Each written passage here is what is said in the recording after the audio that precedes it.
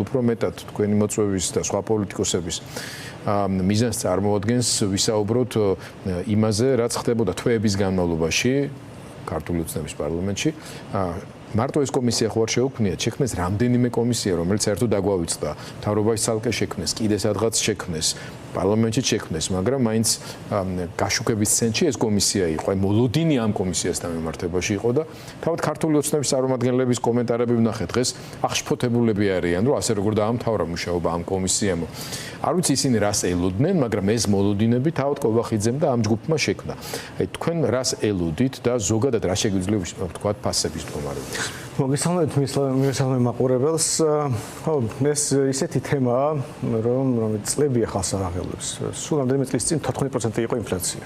ანუ ეს დღეს არ გამჩნდა ეს პრობლემა და ის რაც კობახიძემ დაინახა რამდენიმე თვის წინ, ყველა გამოკითხვაში პირველი თუ არა მეორე პრობლემა იყო ხოლმე დასახელებული. და ზოგადად აი ამ ფასების დის გამო რომ ჩვენი მოსახლეობა გაღარიბდა მეტი უარესი არ მოხდა, რომ არაფერ დანარჩენს თავრობის რაღაც ქმედებას თუ ზოგადად ხელისუფლების არ დაუზიანებია ხალხი ისე, როგორც ყოველწლიურად ადამიანი მის მაღაზიაში და უფრო ნაკლებს ყიდულობს. როცა დასაქმებულს არის ხელფასი უმეტესწილად ფიქსირებულია და რაღაც 2-3 წელი ჭირდება რომ შეიცვალოს ხოლმე და ეს 2-3 წელი სულ უფასურდება და უფასურდება. და ამას ორი განზომილება აქვს. ერთი, სულ რომ მოქმედებს, რომელიც ეროვნული ბანკის საკითხია და 7 მილიარდი ლარი დაბეჭდა წინა წელს მარტო.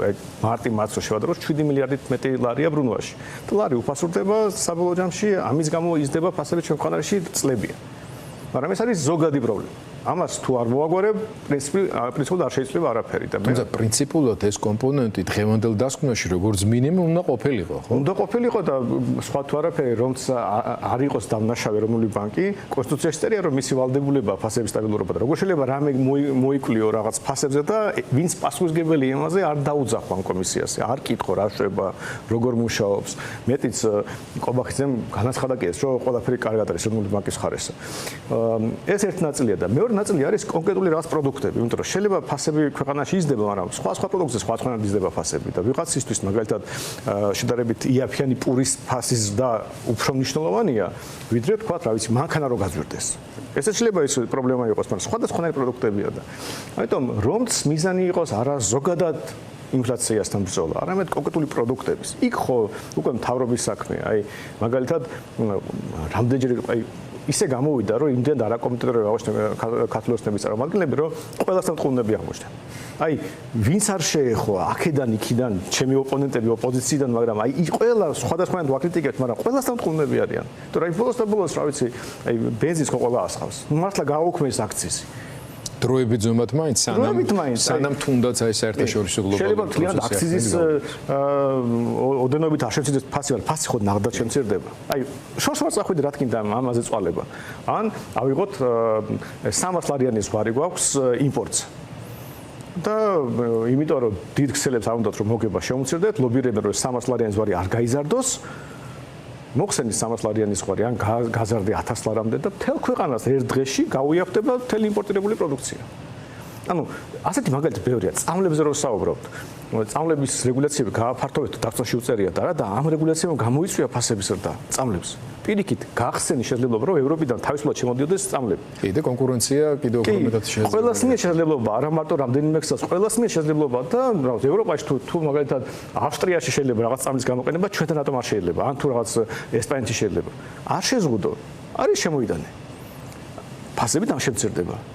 ანუ თუ კონკურენცია წახალისებულია და შენ რაღაც აკრეშავ რაღაც ბიზნესს ხელოვნურად, რეგულაციები არ შემოგაქვს, აქციზები არ გაქვს, გადასახადები დაბალი გაქვს, სხვა თორემ მეტი პროდუქტი იქნება, უფრო დაბალი ფასი იქნება და რა ვიცი, ნუ ვერ გამდიდრდებით ერთ დღეში, მაგრამ გაუმჯობესდება სიტუაცია. და არც ერთი ეს საკითხი სინამდვილეში, რომელიც ან ეროვნული ბანკის პასუხისმგებლობა იყო, ან მთავრობის პასუხისმგებლობა იყო, ან პარლამენტის პასუხისმგებლობა იყო, არც ერთი არ იყო განხილული. და დიდი სამით გამოვიდნენ და ფასტამატიო და მოგებაო. კობახიძეს პირველ ვიდეოში ტყუილი იყო თქვენ რომ ამ ქსელებს რაღაც უზარმაზარი მოგება აქვს და რა და საჯარო ინფორმაცია იყო და საჯარო ინფორმაციას კი ვერ შეამოწმეს. ხო და ეს ისეთი ზეიმი იყო არაკომპეტენტურობის, რომ რაღაცნაირად დაუჯერებელიც კი იყო, დებატებიც იყო ამ თემაზე და ყველგან კატასტროფით დამთავრდა და მესმის აი ხალხის ძალის აღშფოთება, რომ მართლაც ეხლა რანერად შენიანი არ უნდა იყოს ასეთ რაღაც შეცდომას რო უშვებს, უხერხულის არის, რომ რაღაც თქვა რომ ყოჩაღო. ხო, და სანდრო, აი თქვენ ხშირად საუბრობთ სამთავრობო ხარჯების ნაწილზეც. აი როცა ვლაპარაკობთ ხა რომ როგორც თუნდაც ერთჯერადი ზომა აქციზით დროებით მაინც შემცირებულიყო, ის ბუნებრივად საშემოსავლო ნაწილსაც შეამცირებდა ბიუჯეტის. როცა ამ თემაზე ვიწყებთ ხოლმე საუბარს, მუდმივად აპელირებენ იმაზე, რომ სახანძრო შეუმციროთ, პოლიცია შეუმციროთ, იმაში კი, ოღონდ პოლიციელს კი არ უნდა შეუმცირო, იმას ხელფასი უფრო მეტად უნდა მოუმატო და ღირსეულად უნდა გრძნობდეს თავს, როგორც დასაქმებული ადამიანი, რომ ოჯახს ინახავს. მაგრამ დინარაძე რომ დიდი სიამაყით გვეუბნება, რომ 30 ჯერ გაიზარდა მოსმენების რიცხვი და რაოდენობაო, ეს ხო მარტო ტექნიკის საქმე არ არის, ესე იგი მინიმუმ 30 ჯერ საკადრო რესურსიც უნდა გაზრდილიყო, რომელიც ძალიან სპეციფიური არის რა. ეს დააჭირე და რეკორდს და შემდეგ სადღაც გადააკოპირე თემა არ არის, ანუ ცოტა twinიანი ადამიანი უნდა რომ გაიგოს რაზე ლაპარაკობენ. აი ცნობილი კრებსები რო გამოქვეყნდა, იმდენ იდიოტობა წავიკითხე მათ შორის ჩემს ნაცნობ ადამიანთან დაკავშირებით, რომ ან ძალით ამახინჯებდნენ იმ სიტუაციას, ან უბრალოდ იდიოტები უსხედან იქ. რაც არ არის გამორიცხული, რამდენი ჭკვიანი ადამიანის და სინდისიერზე აღარ ვამბობ, უნდა რთულია. რო დაუბრუნდეთ ამ საკითხს. როცა პარლამენტი იწყებს დაკითხვას კერძო კომერციული სუბიექტების ჩვენ რატო გაქვს ამდენი მარჟა იმაზე და არა გაქვს, პირველი წესით პარლამენტი ვის უნდა აკონტროლებდეს ამ ხრივ და სამთავრობო ხარჯებზე რატო არ კეთდება აქცენტი. აი ამ ხრივ რა რესურსები არის საერთოდ საქართველოს ბიუჯეტშიც და ეკონომიკაშიც. ხო, ეს ნამდვილად სწორი შენიშვნაა, იმიტომ რომ 35 მილიარდია ბიუჯეტი. და აი ჯუშენის სინდრომზე იყო საუბარი, 35 მილიონი იყო საჭირო. და გვეუბნება რომ 35 მილიონი არა აქვთ. ხვდებით, 35 მილიარდში, ანუ 1.01% უნდა ამ თანხის. 0.1%. ხო. ანუ ამაზეა საუბარი და წარმოიდგინეთ რომ ვიცი 100 მილიონი ხარჯება სხვადასხვა სუბსიდიებზე აი დაახლოებული ბიზნესმენების. აი რთულზე რომ მედის საუბარი, რამდენი წელია უკვე, აი ყველა ხვდება თვითონ მეღვინეები, ვისაც კარგ ღვინოს აკეთებს, ისინი ამბობენ რომ გავაფუჭეთ ამით მთელი ინდუსტრია, იმიტომ რომ ცუდი ყურის მოყვანას უწყობთ ხელს. კი, იმიტომ რომ აგებული სისტემები არის. არჩევნებიც საჭიროა. ხელისუფლების ტიპები, რომლებიც მე ამის აკუმულირებას ახდენენ არჩევნებისთვისაც და თვითონ ახეთში ქართული ოცნება რო იგებს არჩევნებს, მაგრამ ერთ-ერთი დამსახურებაა რომ აი ესე ფულს ასხავენ. და ეხლა კითხვა გაჩნდა, გავიგე ეხლა პოლიტიკოს ვერ აუგზავნო, ბიუჯეტი გამოიყენო იმისთვის რომ არჩევნები მოიგო, მაგრამ თუ რაღაცა პრინციპული საკითხი დადგა, თუნდაც იმ ბავშვების ამბავი რო იყო, ხო? აქ ხო რაღაც, აი 35 მილიარდი ხო გავს, 35 მილიონი როგორ ვერ იპოვე? და აქაც საუბრობთ, აი გასაგებია, შენ თვითონ თქვი რომ ფასები მინდა შევამცირო. შენ თვითონ დაასახელე ეს და რაღაც ერთ მნიშვნელოვანზე მაინც შეამცირე, ერთ რაღაცა გააკეთე, ხო? კი, მოგაკლდება, მაგრამ 100 მილიონს ამ სუბსიდიებზე ხარჯავ. ბიუროკრატიაზე ხო იხარჯება და იხარჯება. და თავდაპირველად სამინისტროს ბიუჯეტი რო იყო, ვითომ ხო მნიშვნელოვანია, ბინების შენებლობაზე მიდის უმეტესწილად. ხო, სოციალური ბიუჯეტია. და ის თავდაპირველად სამინისტროს ბიუჯეტი, სოციალური ბიუჯეტი. თავდაპირველად მინისტრი ციხეში, ანუ ყველა ასეთი პროექტები ხო კორუფციული პროექტია. და თუ იცი რომ შენ თვითონ თუ ჩასვი შენი მინისტრი ციხეში კორუფციის გამო, ის პროექტები რომლის გამოც კორუფცია ბრალდება, ხო შეიძლება გააჩერო, ამაზე ფული აღარ დახარჯო. ხო და ასე რომ აი უბრალოდ ესო და თუ ეს დისკუსია ზოგადად გაგრძელდა ხო საზოგადოებაში, იმიტომ რომ ახლა ძალიან რთულია აქამდე სულ სხვა დღის წესრიგი იყო. და ეხლა ყველა ფასებზე გადაერთმანათ, რომ გაირჩეს ეს. ხო, 35 მილიარდში 2/3 იქნება ესეთი ფული, რომელიც ქვეყნის უმრავლეს მეტყვის, რომ არ გჭირდება ეს ხარჯები. ბავშვებს და მოახმაროთ. ალბათ ჯიბეში დაგვრჩეს. ელემენტარულად ეს სიგარეტი რო ავიღოთ, უმეტესწილად მდიდარი ხალხი ცდილობს ამ მავნეჩვევას შეეშვას და მაგრამ ღარიბები უფრო ხშირად ეწევიან ხოლმე. აქციზის მოხსნა სიგარეტზე, ან დროებით მოხსნა თუნდაც, იმიტომ რომ ევროკავშირის მოთხოვნით გამართლა აქციზების შემოღება, მაგრამ ევროკავშირში გაწერილი არ გვემუქრება ახლა მომავალში აშკარად ქართულ ოცნების პირობებში. აქციზის შეამცირონ. ღარიბ ადამიანს ხო მეტი ფული დარჩება ჯიბეში, თუნდაც იმიტომ რომ სიგარეტი გაიაფთო. რამდენჯერმე შეიძლება გაიაფთოს.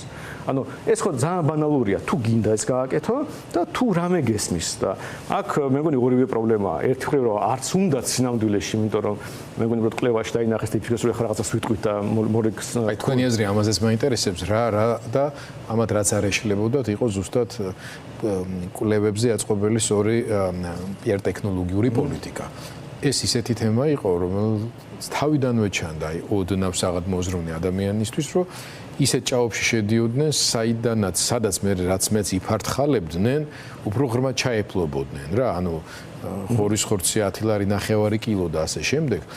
აღარ არის უკვე ანეკდოტური, ბევრი ჩემი კოლეგა ხუმრობს, რომ მათ ეპიტაფიაზე, ალბათ აი ირაკლი კოლბახიძის პოლიტიკურ ეპიტაფიაზე 9 კილო ხორისხორცი 10 ლარი ასე დაამთავრებს ეს კაცი ასე იქნება გამოსახული.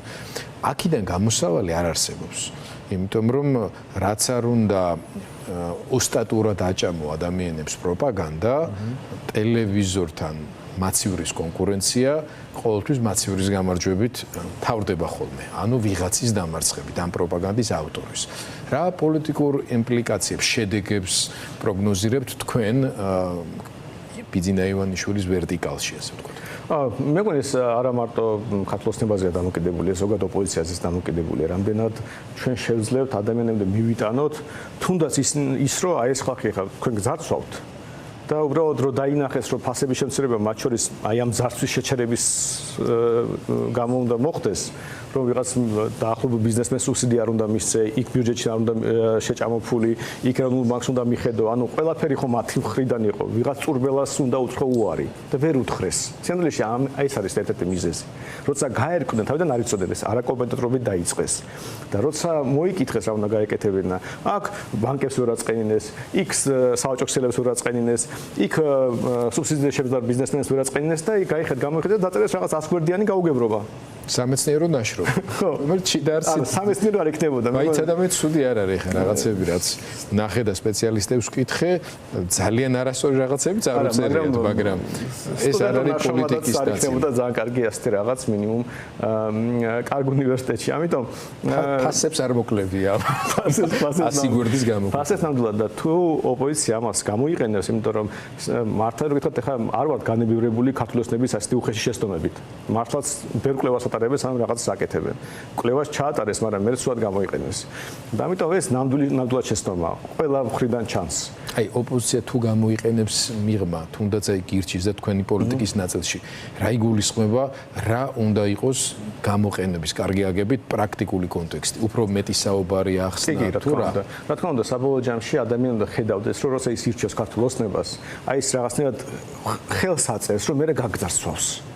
ეხმარება ამაში და თუ ჩვენ შევძლებთ აუხსნათ რომ აი გირჩი რომ აერჩიოთ აი რატომ არ გაიძარცვება აი რა შემსუბუქდება აი ეს 300-ლარიანი ზღვარი მოიხსნება და გამოიწერ უცხოეთიდან იაფად ის აქციზი გაუქმდება და ბენზინი გაგიაფდება იქ ეროვნულ ბანკს მიხედავთ და ფული აღარ დაიბეჭდება და ბანკების მოგება კი შემცირდება მაგრამ შენი ხელფასი აღარ გაუფასურდება და თუ ამას დავანახებთ დავაჯერებთ მაშინ ამორჩეულს ექნება კი ბატონო მე ნაცები არ მიყვარს ან რა ვიცი გირჩევს რაღაც რადიკალური იდეები აქვს მაგრამ თუ ამ რადიკალურ იდეებს არ დაუჭირებ ხარი ან რაღაც ოპოზიციას არ დაუჭირებ ხარი მაშინ აი ესე გამძარცვავენ და მაშინ ეს პროპაგანდა იქნება ერთ მხარეს და მაცივარი მეორე მხარეს. კი და თავის მხრივ აქეთ იქნება იმისი შესაძლებლობა რომ კოალიციური ურთიერთობის პერსპექტივის გარეშე ის ამორჩეველი რაციონალურადაც ვერ წარმოიდგენს ამ შედეგის მიღწევას ოპოზიციურ ფლანგზე და იგივე ზოგი რადიკალური იდეა შეიძლება გაჯერდეს შედარებით ზომიერ ცენტრისკენ. ამიტომაც რომ დააკვირდეთ ახლა მაგრამ იქით მარტო ძარცვა. იქით ერთმნიშვნელოვნად ძარცვა,